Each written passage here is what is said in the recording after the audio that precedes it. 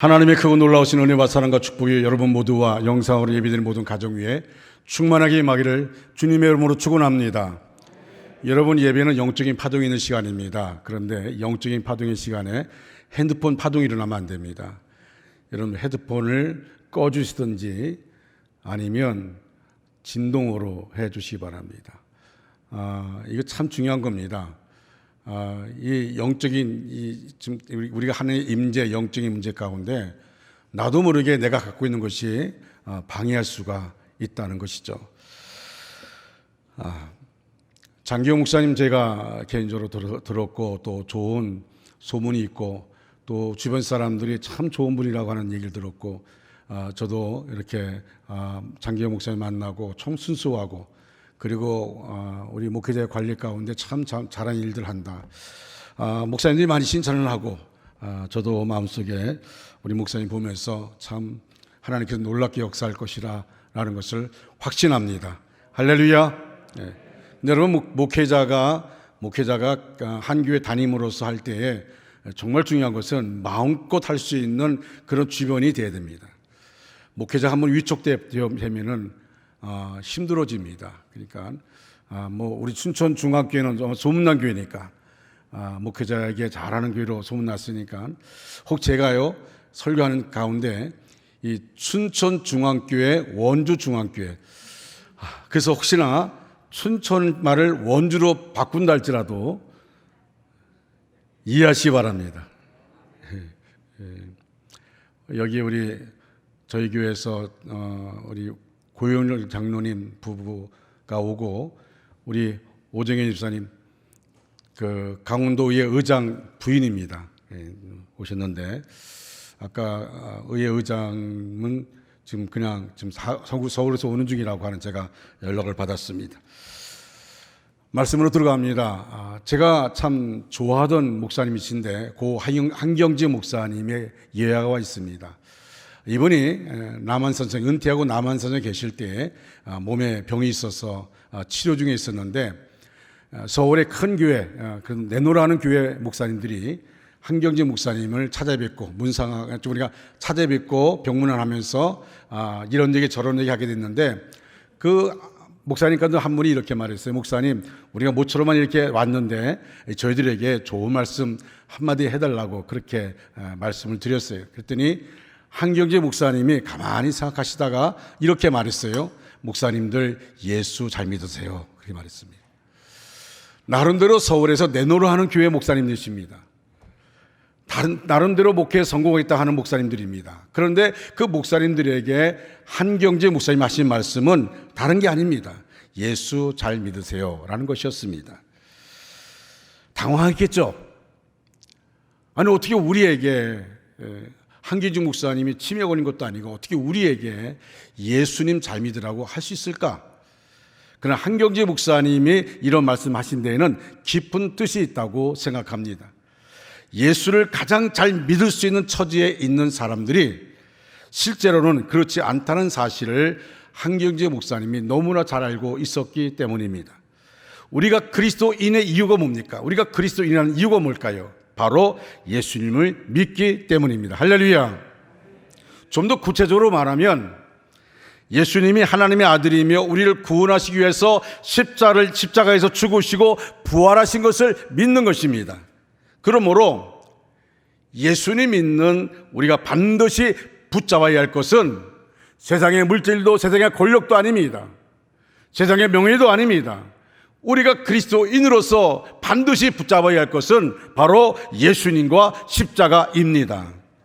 십자가를 붙들고 구체적인 삶의 자리에서 주님의 손과 발이 되어 살아가는 것, 이것이 오늘을 사는 그리스도인이 가져야 할 소명입니다. 십자가를 붙잡고 신앙과 삶에서 승리하는 그런 우리 춘천 중앙교회 모든 가족 되기를 주님의 이름으로 축원합니다. 제가 또 원조란 말을 하려고 했습니다. 미국 남북 전쟁 때 프레드리스버그 대전투라는 전쟁이 있었습니다. 아주 큰 전쟁이었습니다. 6탄 돌격전을 한바탕 하고 나서 남군과 북군이 서로 이제 갈라져 서로 떨어져 있었습니다. 그 가운데에는 그 전쟁을 통해 죽은 사람, 부상당한 병사들이 씨름을 하고 있었습니다. 그때 북군 쪽에서 한 병사가 양동이를 들고 그 안으로 들어갑니다. 남군 쪽에서 총을 쐈습니다. 총의 비팔집에 불구하고 그 안으로 뛰어들어갔습니다. 그리고는 남군, 북군 관계없이 목말라 하는 그 병사들에게 물을 주고 있었습니다. 그 광경을 바라보면서 이제 1시간 동안 휴전을 하기로 하고, 그리고 자기들 부상한 사람들을 다 자기 편으로 데리고 가기로 하고, 그렇게 휴전했습니다. 그때 남군 장교가 그 북군 병사에게 이렇게 말했어요. 화지전에 너희 이름이 뭐냐? 그랬더니 이 북군 병사가 이렇게 말합니다. My name is Christian. 자기 부모가 지어주는 이름을 부른 것이 아니라 나는 그리스도인이라 하는 겁니다. 여러분, 정말 그에게 그리스도인이라는 이름은 결코 싸고 편리한 이름이 아닙니다. 정말 목숨을 건 이름이었습니다. 전 존재를 건 이름이었습니다. 그러나 오늘 한국교회가 이렇게 세상에 손가락질 당하는 이유가 뭘까요? 기독교인들은 말과 행동이 따로 있다는 것입니다. 말은 화려하게 하는데 행동이 따라가지 않습니다. 여러분, 오늘날 왜 한국교회가 이렇게 심각한 위기 속에 있습니까? 정말 우리가 예수님을 잘 믿지 못하기 때문에 그런 것입니다. 예수님과 십자가를 붙잡지 않기 때문에 그런 것입니다. 예수를 믿는 목적이 하나님께 있는 것이 아니라 자기 위주입니다. 나 자신이겠습니다. 내가 복받습니다. 내가 잘 되는 겁니다. 나를 통하여 하나님이 명예를 가리고 있는 불구하고, 하나님의 영광을 가리고 있음에 불구하고 그건 아무 관계없어요. 그저 나만 하나님을 통해서 복받기를 원하고, 하나님을 통해 내가 잘 되기를 원하고, 내 자손들이 하나님을 통해 잘 되기를 원하는 그런 마음이고, 오직 내가 하나님의 영광을 위해 쓰임받겠다는 그런 간절함이 우리 안에 없다는 것입니다. 그리스도인, 얼마나 중요한 이름인지 모릅니다. 예수님처럼 살려는 진정한 신앙의 경주가 없습니다. 내가 예수님의 십자가의 피값으로 죄 용서받고 구원받아 하나님의 자녀가 되었음을 믿는다면 우리는 마땅히 그리스도인으로서 내가 머물고 있는 곳에서 십자가의 흔적이 나타나고 예수의 향기가 나타나야 합니다. 요새는 좀 어떨지 모르는데 가끔 이 고속도로 휴게실 가면 화장실에 이렇게 써 있어요. 아름다운 사람은 머문 자리도 아름답다. 여자 화장실도 그런 게 있습니까? 남자만 있습니까? 아름다운 사람은 머문 자리도 아름답다. 저는 볼일 보다가도 그 문구를 보면요, 이게 은혜가 돼요. 그렇다, 우리 그리스도인들은 머문 자리가 아름다워야 됩니다. 할렐루야. 그 머문 자리에 추한 냄새 나서는 안 됩니다. 그 머문 자리에서 추한 흔적이 있어서는 안 됩니다. 머문 자리가 아름다워야 되는 것입니다. 오늘 본문의 역사적 배경을 먼저 살펴봅니다. 하박국 선지자는 지금으로부터 2600년 전 유대 나라에서 활동하던 선지자였습니다. 그가 활동하던 시대는 유대의 18대 왕 여호야김 시대입니다. 여호야김은 대단히 악한 왕이었습니다. 하나님의 사람의 왕에게 두루마기를 펼치고 말씀을 읽어주면은 그 두루마기를 다 찢고 불태워버린 것이 왕입니다. 하나님을 모욕하고 하나님을 업신여겼던 왕이었습니다. 그래서 하나님은 바빌론의 느부갓네살 왕을 통해서 유다를 심판하셨습니다. 느부갓네살 왕은 주전 605년 유다를 침공하여 여호야김 왕을 쇠사슬로 결박해서 개처럼 끌고 갔습니다. 이제 곧 나라가 완전히 망해진 겁니다. 모든 백성들이 어려움을 당한 위기에 빠졌습니다. 이런 절박한 상황에서 하박국 선지자는 하나님께 따지듯 질문합니다. 어째서 의인이 핍박을 받고 악인이 잘 되는 겁니까? 하나님의 대답은 이겁니다. 의인은 믿음으로 말미암아 살리라. 하나님의 백성은 의로운 삶을 살아야 한다고 말씀합니다. 비록 일시적으로 악한 자가 득세하고 잘 되는 것 같지만 궁극적으로 하나님의 심판이 임할 것임을 강조하십니다. 그러면서 이렇게 말합니다. 물이 바다를 덮음같이 여호와의 영광을 인정하는 것이 세상에 가득하리라. 할렐루야. 이 말씀을 들은 하박국 선지자는 속히 그날이 임하게 해달라고 기도합니다. 그 기도의 내용이 바로 오늘 읽은 본문의 말씀입니다. 여호와여, 내가 주께 대한 소문을 듣고 놀랐나이다. 여호와여 주는 주의 일을 이 수년 내에 부응하게 하옵소서. 이 수년 내에 나타내시옵소서. 진노 중에라도 긍휼을 잊지 마옵소서. 하박국은 수년 내에 부응을 이루게 해달라고 2번씩이나 기도합니다. 이것은 앞으로 천천히 부응을 달라고 기도하는 것이 아닙니다. 불의가 가득하고 악이 가득한 그런 오늘의 삶의 자리에서 속히 부응이 임하게 달라는 그런 간절한 기도입니다. 그러면 부응의 역사를 이루기 위해서 우리가 해야 할 일이 무엇일까요? 첫째는 부응을 갈망하고 기도해야 합니다. 할렐루야. 우리 마스크를 쓰고 있지만 우리 춘천중앙교회 저력을 가지고 큰 소리로 한번 같이 따라 하시기 바랍니다. 부응을 갈망하고, 춘천중앙교회 모습이 아닌 것 같습니다. 부응을 갈망하고 기도해야 합니다. 할렐루야. 하박국은 무엇보다도 부응을 간구했습니다. 여호와여 주는 주의 일을 이 수년 내에 부응하게 하옵소서. 이 말은 단순히 숫자를 늘려달라는 말이 아닙니다. 죽은 것이나 다름없는 것을 다시 살리는 뜻입니다. 망해버린 나를 다시 살려달라는 것입니다.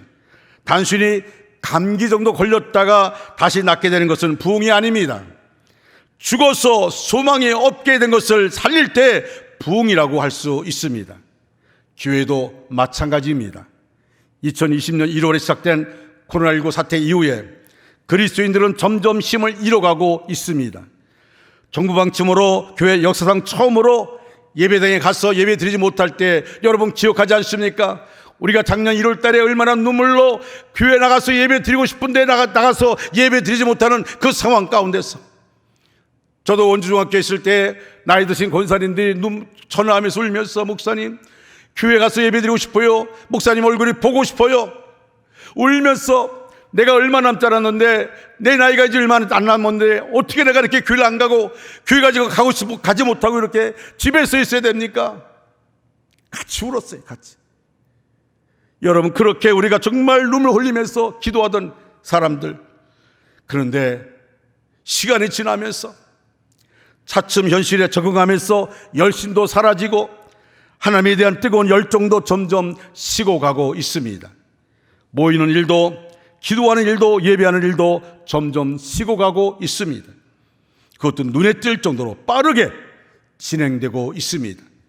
교회 가지 않고 예배에 참여하지 못해도 당연한 듯이 그렇게 생각하는 사람들이 점점 많아지고 있다는 것입니다. 신앙생활 한다는 표현이 무색해져 갑니다. 그냥 그저 종교인이 되어가고 있습니다. 엄밀히 말하면 하나님이 지금 알곡과 쭉정이를 갈라놓는 것처럼 그렇게 되어집니다. 여러분, 저나 우리 장기영 목사님, 우리는 이런 부르짐이 있습니다. 하나님, 알곡과 쭉정이를 갈라놓는다 할지라도 내가 맡고 있는 양들은 알곡 신자가 되게 하여 주시옵소서. 쭉정이가 하나도 없게 하여 주시옵소서. 지금은 성전에 나오지 못한다 할지라도 그들이 변화받고 깨어나서 정말 하나님의 저를 그리워하고 예배의 열정을 회복할 수 있게 해주시옵소서. 알곡 신자가 되게 하여 주시옵소서. 이건 어느 목회에서나 간절함입니다. 뜨거움입니다. 여러분, 무관심은 신앙의 치명적인 타격입니다. 이런 일들이 오랫동안 지속되면 그런 생활을 당연하게 여기게 되고 먼저 자신과 타협하게 되며 환경과 타협하게 됩니다. 사탄이 놓아둔 올무에 빠져서 믿는 사람이지 안 믿는 사람이지 구별이 안 됩니다. 마치 오늘날 이 시대의 한국교회를 바라보면 어항에 있는 개구리 같이 똑같습니다. 차가운 물에 들어가서 좋아하는데 서서히 물이 데펴집니다. 물이 점점 데펴져 뜨거운 줄 모르고 있다가 거기서 결국 죽고 마는 것입니다. 한국교회의 모습이 바로 그겁니다. 이 어려운 시기일수록 더욱더 하나님을 바라봐야 할 텐데 하나님 바라보지 않습니다. 자신과 타협합니다. 환경과 타협합니다. 그러면서 자신은 그리스도인이라고 말하지만 힘을 잃은 삼손 꼴이 되고 말았습니다. 세상 것에 눈을 돌린 지 오랜 시간이 지난 사람들이 세상 것과 구별이 안 갑니다. 복음을 전하겠다는 의지도 사라지고 전도를 손 놓고 사는 교회와 개인이 되어갑니다. 여러분, 우리 다 몸부림치고 있지 않습니까? 우리 교회도 목요일마다 전도팀이 나가서 이 마스크를, 그것도 좋은 마스크를 구입해가지고 마스크를 가지고 목요일마다 전도 나갑니다. 이건 우리 안에 있는 몸부림입니다. 몸부림이에요. 나갈 수 있으면 어떤 사람은 교회를 위해서 정말 심한 말을 하더라도 다 참으면서 그러면서 전하는 것입니다. 우리는 환경 탓, 코로나 탓을 하며 이 핑계 저 핑계로 믿음에서 떠나가는 모습들을 많이 봅니다. 그러나 기도하고 싶으면 언제든 기도할 수 있는 교회가 있지 않습니까? 여러분, 기도하고 싶으면 언제든지 춘천 중학교 와서 기도할 수 있지 않습니까? 마음이 없지 환경이 문 닫힌 것이 아닙니다. 교회를 향하여 마음이 닫혀 있기 때문입니다. 아니, 그보다도 냉정히 말하면 하나님을 향한 사랑과 마음 문을 굳게 닫았기 때문입니다. 춘천중앙 가족 여러분, 부흥이란 무엇인가요? 부흥은 개인을 변화시키고 가정을 변화시키고 공동체를 변화시킵니다. 부흥은 교회를 변화시키고 사회와 국가를 변화시킵니다. 부흥은 단순히 양적 증가를 의미하는 단어가 아닙니다. 교인의 숫자가 늘어났다고 교회가 부흥했다고 말하는 것은 합당하지 않습니다. 진정한 부흥은 죽었던 영혼이 살아나고 절망 중에 있던 자들이 희망을 찾고 이기적인 자들이 사랑의 한 사람으로 변화되는 것입니다. 돈의 노예로 살던 자들이 하나님의 청지가 되어서 베풀고 나누는 삶으로 바뀌는 것입니다. 교인 수의 증가는 부흥의 결과이지 결코 목적이 될 수는 없습니다. 저도 교회 안에 부흥이 임하자 교회 안에 날마다 구원받는 자가 날마다 더한다고 말했습니다. 성령의 능력으로 인해서 하나님의 역사가 나타납니다. 세상에 영향력을 발휘하는 교회가 됩니다. 이런 부흥이 춘천 중앙교회에 충만하게 임하기를 주님의 이름으로 축원합니다. 두 번째로, 진심으로 회개할 때 부흥이 일어납니다. 따라할까요? 진심으로 회개할 때, 진심으로 회개할 때 부흥이 일어납니다. 할렐루야. 탁월한 평신도 저술가 C.S. 루이스는 타락한 시대에서는 제 문제를 해결하려는 진지한 몸부림이 사라진다고 말했습니다. 오늘 우리가 살아가는 이 시대가 바로 그런 시대가 아닌가 싶습니다. 교회에서도 자신의 죄 때문에 고민하고 아파하다가 눈물 흘리면서 몸부림하는 사람들을 찾기가 참 힘들어졌습니다. 부흥은 언제나 눈물의 회개를 통해서 이루어집니다. 요나 선지자가 니느웨 백성들에게 40일 지나면 하나님이 요나성을 하나님이 심판하신다고 말했을 때 요나성의 모든 왕과 모든 백성들, 심지어 가축까지도 금식하면서 회개했습니다. 그때 그들에게 놀라운 부흥이 일어났습니다. 박윤규 교수가 쓴 평양 대부흥 이야기를 보면 우리나라에 이런 놀라운 일이 있었음을 말해줍니다. 1907년에 평양에서 큰 부흥 운동이 일어났는데 이 부흥 운동은 회개로부터 시작되었다는 것입니다. 장대현 교회에서 신년 집회가 열렸습니다. 첫 번째 첫날은 한 700여 명이 모였습니다. 성령의 역사가 일어날 것을 기대했는데 아무런 역사가 없습니다. 마지막 날에는 1,500명이 모였습니다. 그런데 성령의 역사가 일어나지 않는 것입니다. 집회가 거의 끝날 무렵에 그 상황을 바라보면서 그 교회 개선주 장로님이 정말 견딜 수가 없었습니다. 그래서 그가 앞에 나가서 나 때문에 내가 아간이구나, 나 때문에 우리 이 교회에 지금 성령 역사하지 못하고 있구나. 여러분, 1,500명이 모인 그곳에 그 교회 장로님이 나가셨어. 이렇게 회개합니다. 저는 친구가 유언함에 맡긴 돈 200원 중에서 100원을 가로챘습니다. 장로님이 그것도 1,500명이나 되는 그 많은 교인이 모인 자리에서 공개적으로 회개한 것입니다.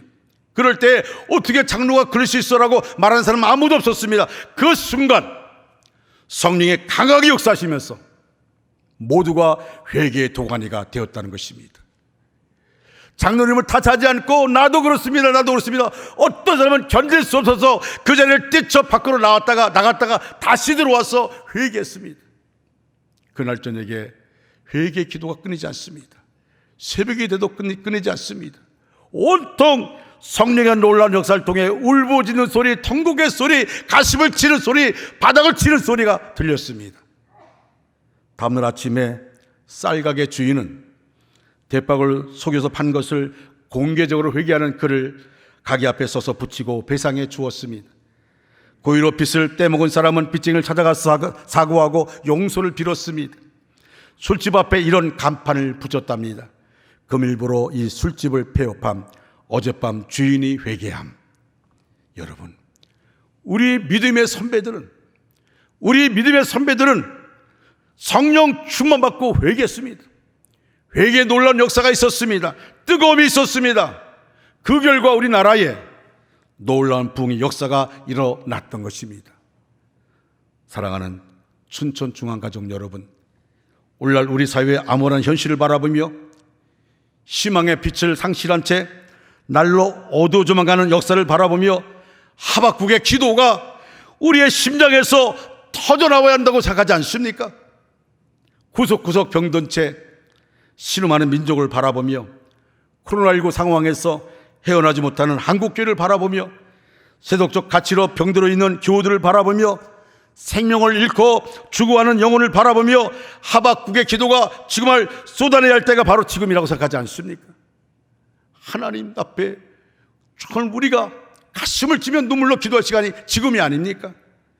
내 안에 진정한 부흥이 일어나기를 소망한다면 끊임없이 눈물로 기도하시기를 바랍니다. 세 번째로, 진정한 부흥이 나부터 일어나야 합니다. 따라할까요? 진정한 부흥이 나부터 일어나야 합니다. 할렐루야. 19세기 말 유명한 부흥 운동가 스미스 목사에게 한 성도가 찾아와서 이렇게 물었습니다. 목사님, 나는 부흥을 원합니다. 우리 교회가 부흥을 맛보기를 원합니다. 어떻게 하면 좋겠습니까? 부흥을 원하는데, 우리 교회가 부흥을 맛보기를 원하는데 어떻게 했으면 좋겠습니까?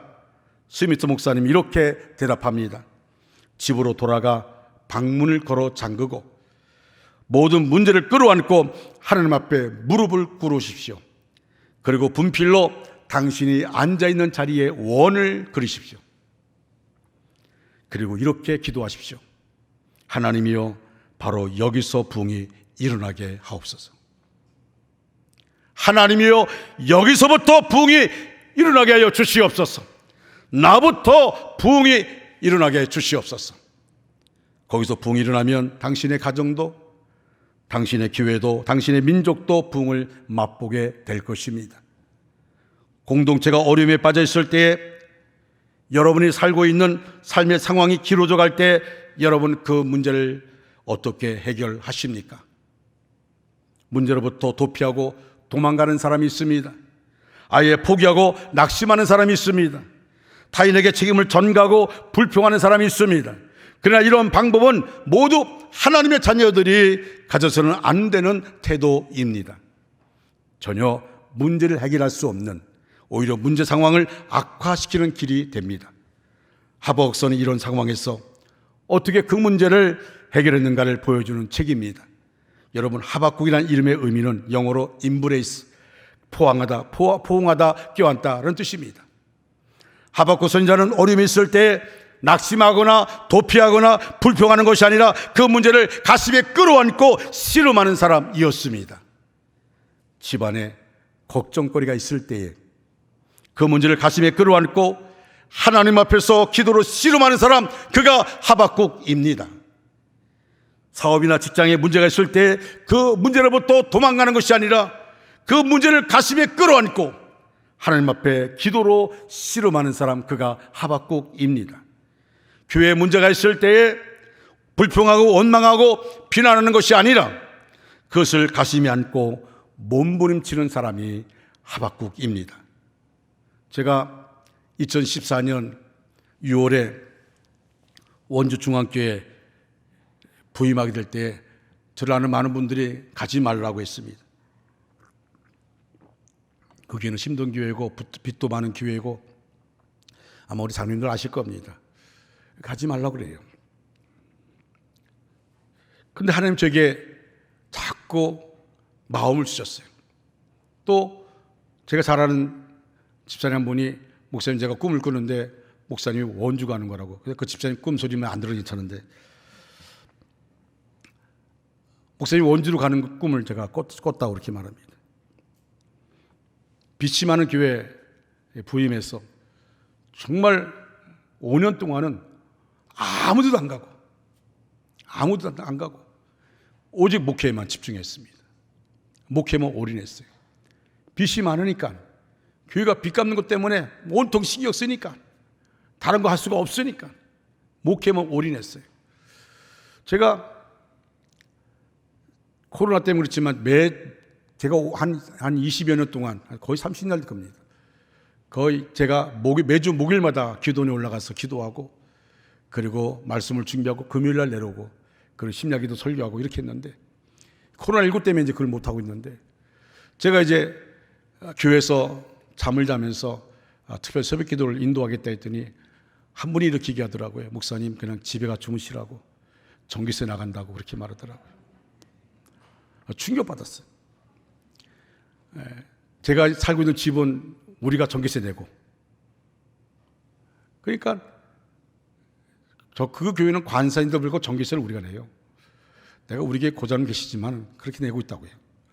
그런데 그냥 집에 가 주무시라고 전기세 나간다고. 와, 목사가 교회에서 자겠다는 또 뭡니까? 기도의 의미를 모르는 거예요. 기도의 중요성을 모르는 것입니다. 제가 교회에서 기도했어요. 잠을 자면 기도했습니다. 하나님께 몸부림쳤습니다. 오죽하면 직원이 할 때 그런 말 했습니다.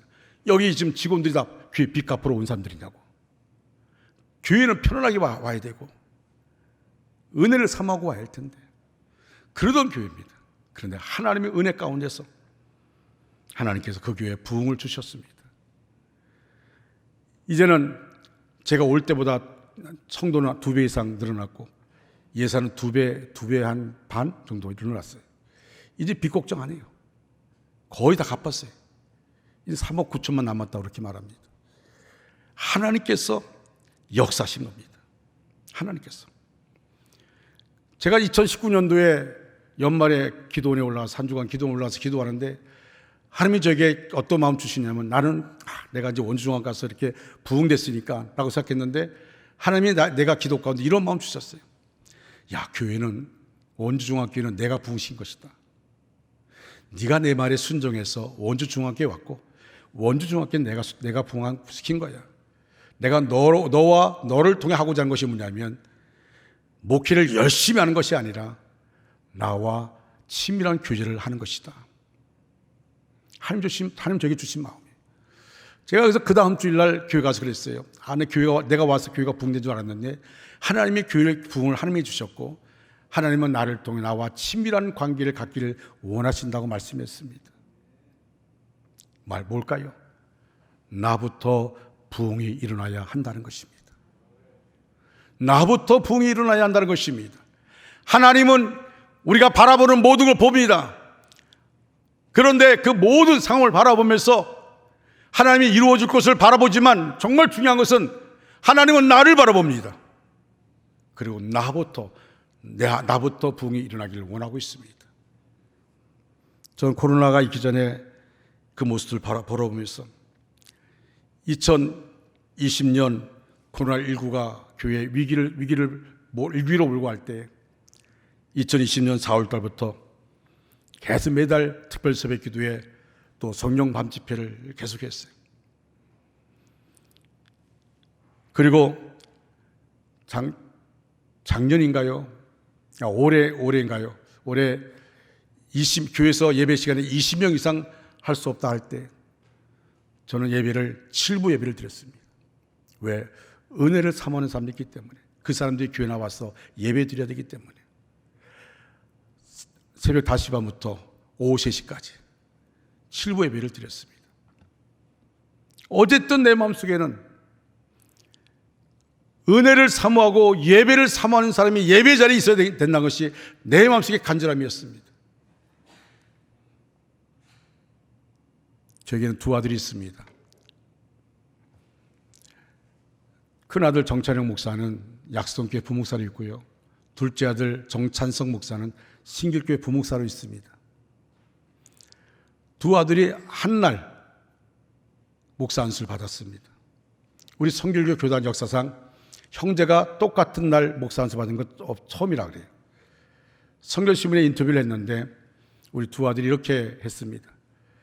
아버지의 남은 목회 10년이 우리가 걸어가야 될 40년의 금강석 같습니다. 우리는 존경하는 아버지의 등을 바라보면서 따라갑니다. 아버지는 우리의 목회의 정답입니다. 그 내용을 제 책상 위에 놓고 저는 교회 가서 목양실에 앉을 때마다 그 내용을 읽습니다. 그리고 이렇게 말합니다. 내 두 아들에게 존경받는 아버지로서, 존경받는 목회의 대선배로서 남아야겠지. 그래서 지금까지 달려오고 있습니다. 여러분, 제가 왜 그렇게 앉으십니까? 우리 아버지는 장로님이셨어요. 서울 아현동의 서부교회 개척한 분이 우리 아버지입니다. 평신도로 있으면서 개척한 분입니다. 그 교회에서 올로 장로님이 계시다가 세상 떠났어요. 근데 내가 세상에서 가장 존경하는 분이 바로 우리 아버지입니다. 그분은 기도하는 분이었습니다.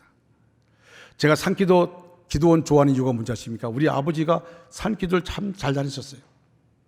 어느 날 산기도 갔다 오시더니 새벽 3시 반에 오셔가지고 자고 있는 우리를 다 깨웠어요. 여러분, 우리 집안이 어떤지 아십니까? 아들 7에 딸 3이에요. 제가 10남매 가운데 8번째입니다. 근데 우리 형들은요, 아버지를 무서워해요. 왜 무서운지 아십니까? 우리 아버지 집사 때까지만 해도요, 술 드시고 아주 그랬답니다.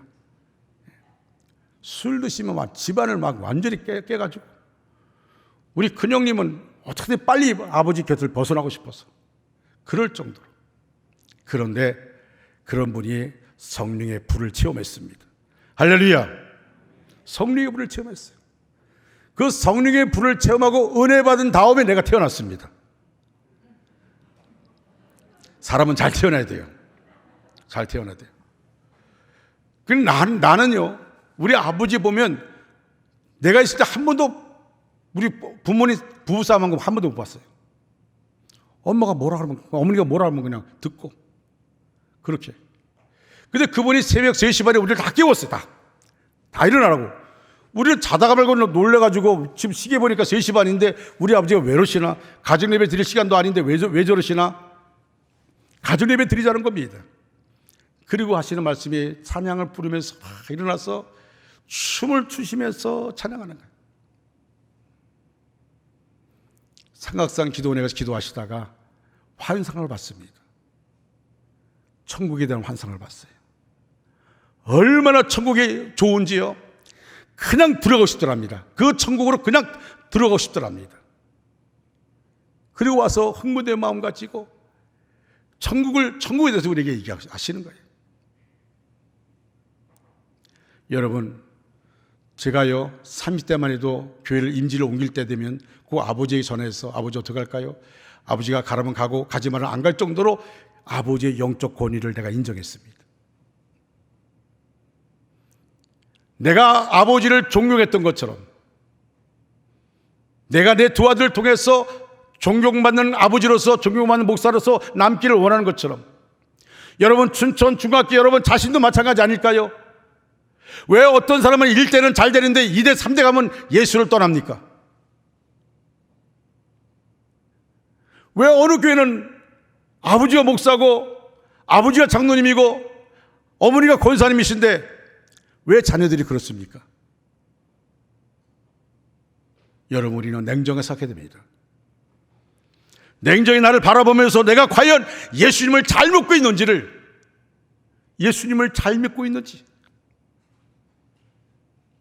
여러분, 코로나19 상황 가운데서 우리가 정말 중요한 것이 뭘까요? 우리의 육신 몸 확진거리는 것, 이게 중요한 것 가십니까? 이것이 내가 주 앞에 나가는 것을 막고 있는 것입니까? 내가 하나님을 믿는 그보다 더 중요한 것입니까?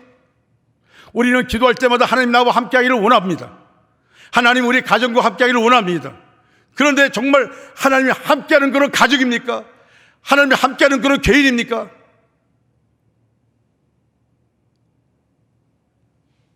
성도 여러분, 정말 우리 이 시대를 살아가면서 어떤 모습을 가져야 할까요? 어떤 분은 그렇게 말합니다. 목사님, 만약에요, 확진자 생기면 어떡합니까? 저희 교회에 한 남자 집사님이 아버지가 장로이셨는데 대구에서 그 아버지가 세상을 떠나셨어요. 한참 대구에서 코로나가 막 확진될 때입니다. 일어날 때입니다. 목사님 절대 오시면 안 됩니다. 교회 자녀들도 절대 가시면 안 됩니다. 대구를 못 갔어요. 그런데 대전으로 현충원으로 온다는 겁니다. 하간 예배를 드리는데 아무도 안 오는 거예요. 대구에 있는 목사님도 못 오신다고, 또 고향 목사님도 못 오신다고.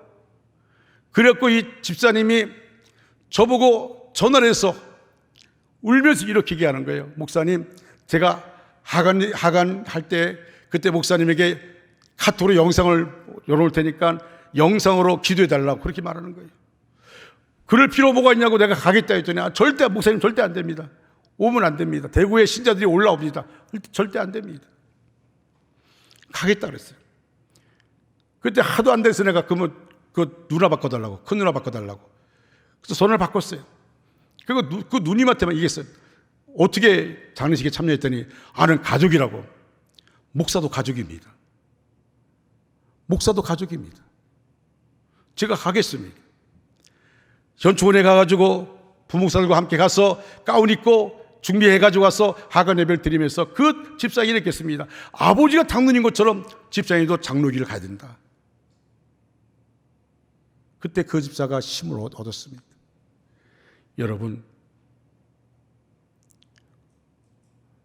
우리의 삶 속에서 코로나19가 끝입니까? 델타 변이가 나온다고 합니다. 그렇게 얘기하고 있죠. 결국 이것이 우리를 묶고 있습니까? 이것이 우리가 교회 나오는 것, 발걸음을 멈추는 것입니까? 저희 교회는 다 하고 있습니다. 주일 낮 예배, 오후 예배, 수요 기도회, 심야 기도회, 새벽 기도회. 지금 이번 주간 우리 교회는 특별 새벽 기도입니다. 하나님 앞에 우리가 어떤 마음 가져야 될지를 깊이 생각해 보시기 바랍니다. 오늘날 우리가 사는 이 시대가 감동이 목말라하는 시대입니다. 그러나 불행하게도 우리가 사는 이 시대가 감동을 잃어버린 시대가 되었습니다. 더구나 감동을 주어야 할 사람들이 많은 실망과 분노만 주고 있습니다. 이러한 시대에 하나님을 믿는 우리는 짜증나게 하는 사람들이 아닌 감동을 주는 사람들이 되어야 합니다. 감동을 잃어버린 교회 안에 감동을 주는 성도가 되어야 하는 것입니다. 저는 이 시간에 한 사람을 소개하고 말씀을 마치려고 합니다.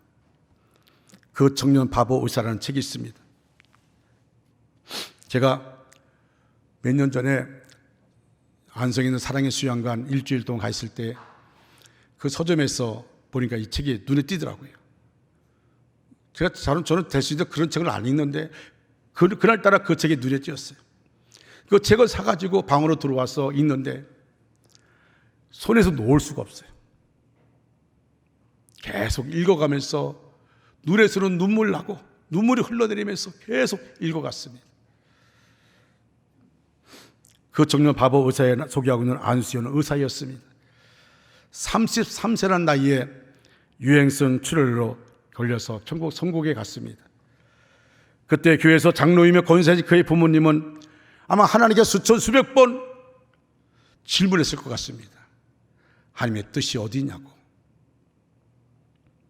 33살의 한 젊은이가 세상을 떠나서 장례식에 문상을 왔는데 놀라운 사실은 4천여 명이 문상이 왔어요. 그래서 모든 사람이 놀란 거예요.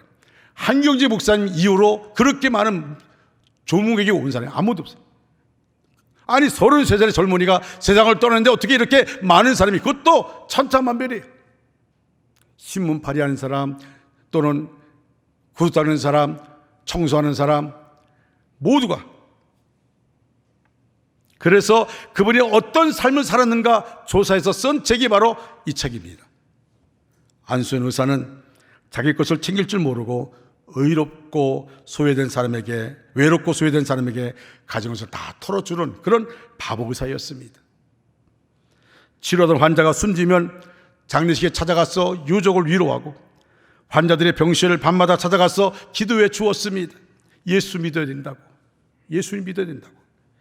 시리에 빠진 환자들의 말동무가 되어주고 죽음을 앞두는 환자들과 가족들, 병원 동료들, 구두 닦는 아저씨, 매점 아주머니들, 또 만나는 사람마다 복음을 전했습니다.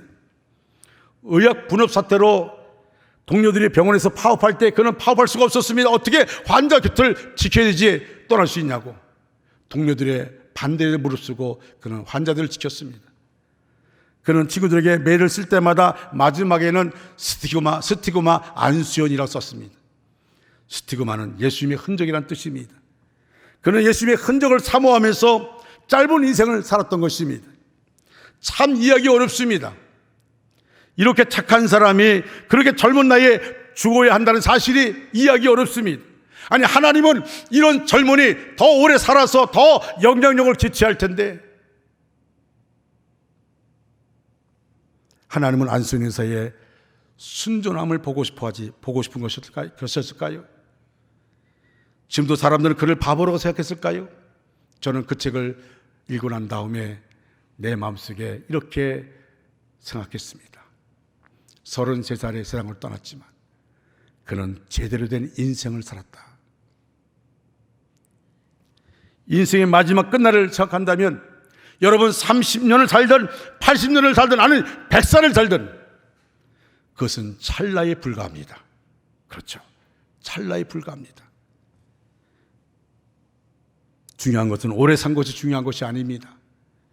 얼마나 많은 돈을 벌었는가, 어떤 명예를 가졌는가, 어떤 권력을 가졌는가, 어느 교회에서 어떤 직책을 가졌느냐, 이것이 중요한 것이 아닙니다.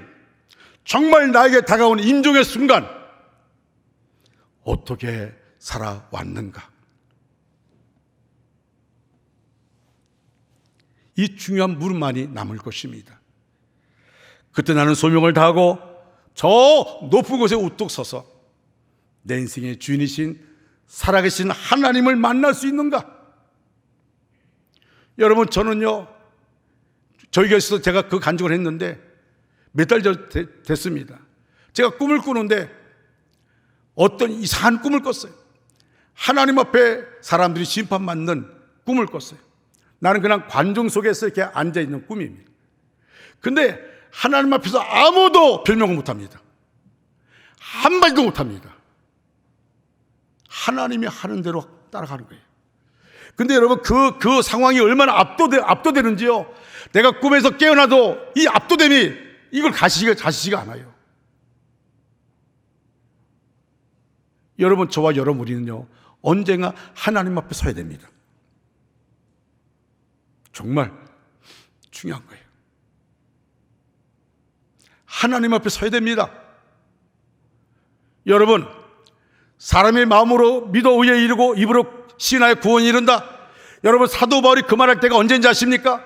그 당시에는 내가 예수 믿습니다라고 시인하면 죽어야 됐습니다. 순교해야 됐습니다. 오늘날 우리는 어때요? 너무 쉽게 구원을 얘기합니다. 여러분, 천국은 만만한 곳이 아니에요. 천국은 만만한 곳이 아닙니다.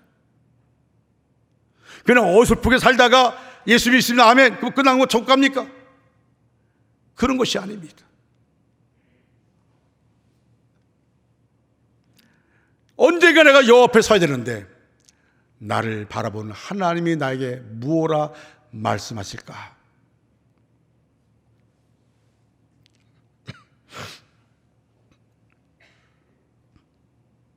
사랑하는 춘천중앙 여러분, 춘천중앙교회는 저력이 있는 교회입니다. 그리고 또 장기영 목사님 오셔서 하나님의 역사, 큰 역사를 이루어갈 것입니다. 여러분, 춘천중앙교회가 역사만 자랑하는 교회가 돼서는 안 됩니다. 하나님이 기뻐하는 교회가 돼야 돼요. 여러분, 저는 원주에서 원주중앙교회가 원주시를 지배하는 교회가 되기를 간절히 소원하고 있습니다. 정말 하나님 볼 때 부흥을 해서 몸부림치는 그런 교회가 되기를 소원하고 있습니다. 제가 어느 순간이에요, 성령 밤 집회를 작년 10월 달에 했는데, 그때 내 마음속에 더 많은 사람들이, 성도들이 교회 와서 집회 참여하도록 실시간 영상 예배를 안 드린다 그랬어요. 근데 어느 날 갑자기 제가 이제 교회에서 잠을 기도하는데, 기도하다가 하나님이 나에게 어떤 마음 주시냐면, 너는 왜 숫자에 이렇게 민감하냐? 너는 왜 숫자에 그렇게 민감하냐? 은혜 받을 사람은 내가 보내주는 거야. 네가 영적으로 깨어있고 네가 내 말에 순종하면, 내 마음을 품고 하면 내가 역사할 것이다. 그래서 제가 회개하고 실시간 영상 예배 드리겠습니다 라고 말했습니다. 하나님의 역사는 강합니다. 할렐루야. 하나님의 역사는 강한 거예요. 원주시는 원주중앙교회가 책임질 겁니다. 할렐루야. 춘천중앙성결교회, 제가 오다가 춘천중앙교회 쳤더니 춘천중앙감리교회로 가더라고요. 춘천시는 춘천중앙성결교회가 책임지시길 바랍니다. 다시 기도의 불이 활활 타오르시길 바랍니다. 정말 말씀의 생수가 흘러넘치는 그런 교회 되길 바랍니다. 옥합을 깨뜨리는 봉사가 끊이지 않고 이어지는 그런 교회 되길 바랍니다. 부흥이 이곳에서 일어나야 됩니다. 할렐루야. 부흥이 나부터 일어나야 됩니다. 할렐루야. 우리 다 같이 일어나서서 우리 부흥 찬양 부르겠습니다.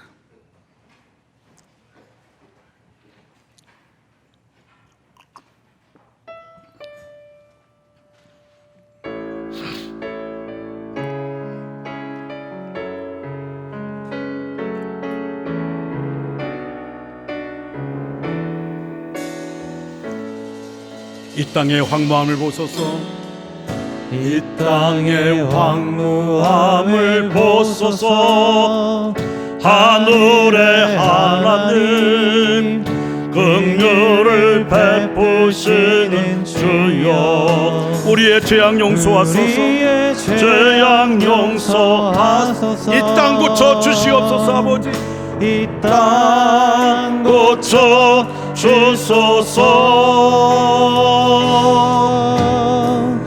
이제 우리 모두 하나 되어 이 땅에 무너진 기초를 다시 쌓을 때, 우리의 우상들을 태우실 성령의 불 임하소서.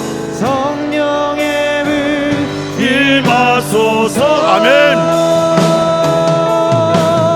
부흥의 불길 타오르게 하소서. 진리의 말씀 이 땅 새롭게 하소서. 은혜의 강물 흐르게 하소서. 은혜의 강물 흐르게 하소서. 성령의 바람 이제 불어와. 아멘. 성령의 바람 이제 불어와. 아버지 역사여 주시옵소서. 주의 영광 가득한 새날 주소서. 주님 나라의 땅에 임하소서. 우리의 두 손 들고 부흥의 불길 타오르게 하소서. 하나님, 나부터 내 안에 부흥의 불길이 타오르게 하여 주시옵소서.